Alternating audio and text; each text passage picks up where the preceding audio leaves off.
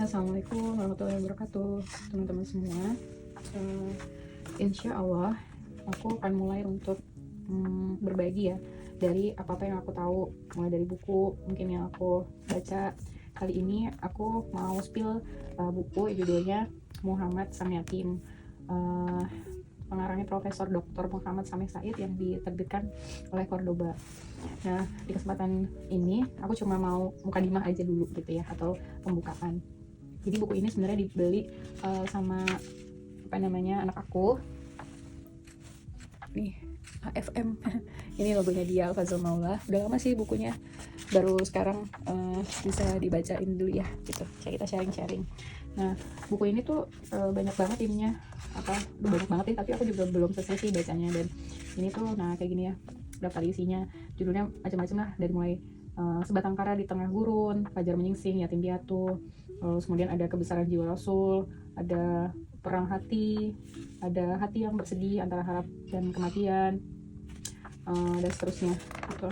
Dan buku ini tuh banyak, jadi bukan kayak buku menceritakan aja, tapi tentu saja ada hadis-hadis ya, hadis-hadis sahihnya, riwayat-riwayat para sahabat gitu. Jadi menarik gitu, kita baca buku tapi sekaligus juga kita mentadaburi ada Al-Qurannya, ada hadisnya gitu. Contohnya di pembukaan ini ada, sesungguhnya telah ada pada diri Rasulullah suri teladan yang baik bagimu, yaitu bagi orang yang mengharap rahmat Allah dan kedatangan hari kiamat, dan dia banyak menyebut Allah. Oke, itu tadi salah satu pembukanya, surat Al-Ahzab 33:21. Terus ada juga hadis, tidaklah beriman salah seorang dari kalian hingga aku menjadi orang yang paling dicintai melebihi orang tuanya, anaknya, dan seluruh manusia. Hadis riwayat Bukhari. Oke. Nah, kemudian sebagai pembuka juga di sini ada tulisannya penulis teruntuk baginda Nabi gitu. Jadi menggambarkan Nabi itu seperti apa. Nabi yang selalu yang mengubah sejarah ya. Lalu kemudian membebaskan manusia dari kehinaan, mewujudkan keadilan. Lalu Nabi yang juga mengeluarkan dunia dari kehinaan menuju kemajuan, ketinggian akal pikiran gitu ya. Terus diperuntukkan untuk siapa aja? Untuk mereka yang merintih di bawah himpitan kezaliman dan kesewenang-wenangan. Banyak di sini mereka yang hidup tidak mengharap selain kasih sayang Allah yang teramat luas gitu sih. Di sini catatannya, betapa nasihat dan pelajaran dalam buku ini terkandung obat atas segala penyakit dan kesembuhan bagi berbagai cobaan.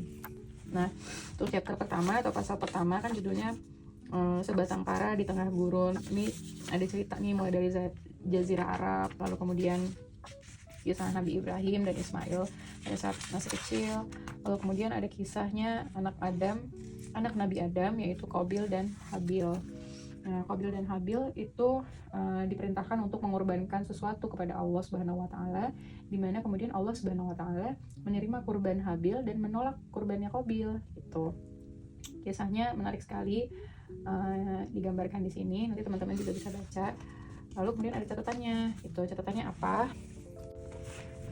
Catatannya itu seperti ini. Ini menggambarkan hikmahnya ya gitu, kayak ketika kedua anak Adam alaihissalam diminta untuk berkurban, pada hakikatnya hal itu merupakan ujian bagi keduanya, karena Allah Maha Kaya dan tidak membutuhkan apapun pada alam semesta ini. Allah Subhanahu wa taala tidak butuh pengorbanan, tetapi Allah Subhanahu wa taala menilai niat hambanya yang terbesit di dalam dada. Auzubillahi minasyaitonirrajim. Bismillahirrahmanirrahim. Di Quran surat Ali Imran ayat 92. Kami sekali-sekali tidak sampai kepada kebajikan yang sempurna sebelum kamu menafkahkan sebagian harta yang kamu cintai, dan apa saja yang kamu nafkahkan sesungguhnya Allah mengetahuinya. Lalu kemudian disebutkan lagi di surat Al-Baqarah 267, hai orang-orang yang beriman, nafkahkanlah di jalan Allah sebagian dari hasil usahamu yang baik-baik, dan sebagian yang kami keluarkan dari bumi untuk kamu, dan janganlah kamu memilih yang buruk-buruk lalu kamu menafkahkan daripadanya, padahal kamu sendiri tidak mau mengambilnya, melainkan kamu memejamkan mata terhadapnya. Dan ketahuilah bahwa Allah Maha Kaya lagi Maha Terpuji. Itu. Jadi ada dua surat disebutkan di sini. Jadi digambarkan tuh kenapa Allah tidak menerima kurbannya Qabil, karena Qabil tidak memiliki niat yang baik dan tulus, di mana dia tidak memberi Allah Subhanahu wa taala dengan barangnya. Dia ingin memberikan ke Allah Subhanahu wa taala dengan barang yang buruk. Akibatnya Allah Subhanahu wa taala tidak menerima kurbannya. Hikmah kisah ini mengajarkan kita untuk senantiasa bersedekah kepada orang yang membutuhkan dengan sesuatu yang baik dan niat yang tulus. Karena jihad melawan hawa nafsu adalah jihad besar. Hawa nafsu senantiasa menggiring untuk mencintai perhiasan dunia. Dan perhiasan dunia adalah harta dan anak-anak. Manusia banyak menghabiskan hidupnya untuk mengumpulkan harta, dan ketika sebagian harta tersebut dikeluarkan untuk orang lain, bukanlah merupakan hal mudah baginya. Karena mungkin dia sudah ngumpulin ya gitu. Terus tiba-tiba dia harus mengorbankan. Begitulah sebagaimana bersedekah berlawanan dengan tabiat kikirnya manusia. Padahal tatkala manusia meninggalkan dunia, maka seluruh hartanya dia tinggalkan bagi orang-orang lain. Inilah karakter manusia terhadap harta, selalu menginginkan lebih dan lebih lagi. Tidak pernah ada kata cukup dan puas gitu. Bagus ya. Jadi ringan tapi relate banget sama kehidupan sehari-hari. Kadang kita suka nggak sadar bahwa memberikan sesuatu atau bersedekah kepada orang itu kita cari sesuatu yang bukan yang terbaik gitu. Sehingga digambarkan di kisah ini, di chapter pertama, kisahnya Qabil dan Habil, anak dari Nabi Adam alaihissalam. Oleh karena itu diingatkan oleh Allah dalam ayat-ayat sucinya bahwa kalau pada saat kita sedekah itu adalah kita pada Allah, kita kasih yang terbaik supaya Allah ridho gitu. Kita kasih yang terbaik untuk orang-orang yang membutuhkan dengan niat yang tulus untuk mendapatkan keridhaannya Allah. Sekian teman-teman untuk spill dari buku Muhammad Sang Yatim, which is ini bagus banget, teman-teman harus beli.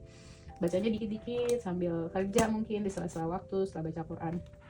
Semoga kita semua mendapatkan manfaatnya, hikmahnya, dan bisa mengaplikasikan dalam kehidupan kita sehari-hari. Akhirnya kita baca istighfar dulu ya teman-teman. Semoga apa yang kita semua sharing di sosial media, di YouTube atau di internet itu bisa bermanfaat juga untuk diri kita dan orang lain. Oke, astagfirullahaladzim. Kita tutup dengan doa kafaratul majlis. Subhanakallahumma wa bihamdika asyhadu an la ilaha illa anta astaghfiruka wa atubu ilaik. Assalamualaikum warahmatullahi wabarakatuh.